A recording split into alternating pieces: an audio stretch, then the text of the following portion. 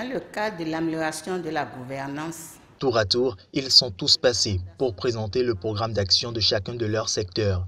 Devant partenaires techniques et financiers, représentation nationale et présidents d'institutions, les membres du gouvernement ont révélé vendredi leur programme d'action pour les 5 prochaines années. Au fond, quelle est mon ambition? Que le niveau de vie des Béninois soit considérablement amélioré d'ici 2021. Une ambition pour l'atteinte de laquelle le président compte mener une démarche qu'il dénomme le Bénin révélé. Je crois en effet qu'il est temps de révéler au monde, mais aussi à nous-mêmes, l'incroyable potentiel de notre pays.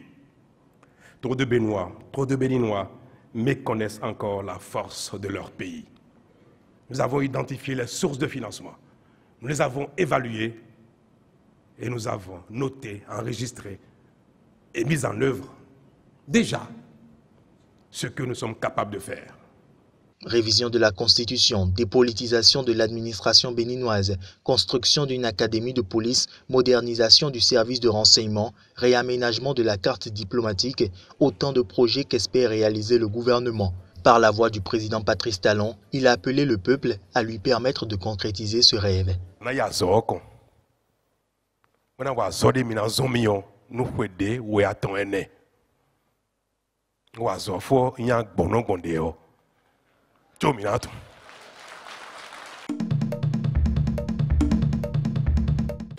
fais une très bonne lecture. C'est pour la première fois qu'on a un tel programme et ambitieux. Je l'ai dit, à partir du budget déjà, on sent ce que ces gens-là sont capables de faire. Donc, on ne peut que les soutenir. En tout cas, moi, je suis arrivé pour les soutenir. J'ai été un des acteurs de la campagne. Donc, pour faire venir Talon, la morale exige que je l'accompagne. Je pense quand même que j'ai essayé de faire une lecture objective comme la plupart des Béninois qui ont suivi. Je crois quand même que c'est un programme assez ambitieux et qui donne l'envie de rêver. Ça permet aux Béninois de croire et je pense que je n'ai pas été le seul à avoir cette impression.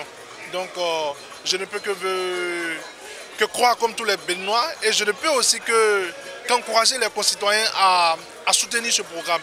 Et je pense que quand même du côté du Parlement, on fera l'effort de ne pas rester en marge du bonheur du peuple béninois.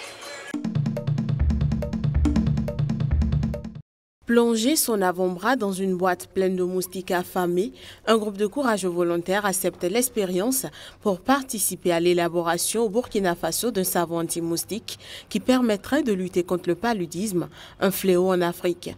Dans ce petit laboratoire du Centre national de recherche et de formation sur le paludisme, CNRFP, à Ouagadougou, Gérard effectue des essais depuis juin pour évaluer l'efficacité des principes actifs qui doivent repousser les moustiques. Dans le principe actif ici, nous travaillons sur des huiles essentielles qu'on peut trouver localement ou bien qui peuvent s'adapter sur le continent africain. Comme je l'ai dit, c'est juste pour pouvoir minimiser les coûts. Si on peut les produire localement, non seulement on va créer des emplois, de nouveaux emplois, mais aussi ça va nous permettre d'avoir des huiles essentielles à coût très bas. L'idée du savon est venue en constatant que le paludisme continuait de faire des ravages malgré la distribution de moustiquaires. La formule de ce produit est encore secrète, mais serait composée en majorité d'huiles essentielles issues de plantes principalement locales et africaines pour diminuer au maximum le coût de revient.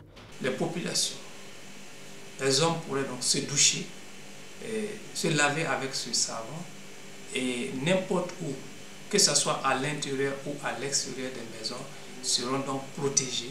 Les essais sont réalisés en suivant un protocole scientifique strict pour que le savon soit homologué par l'OMS et puisse ensuite être recommandé à tous les pays.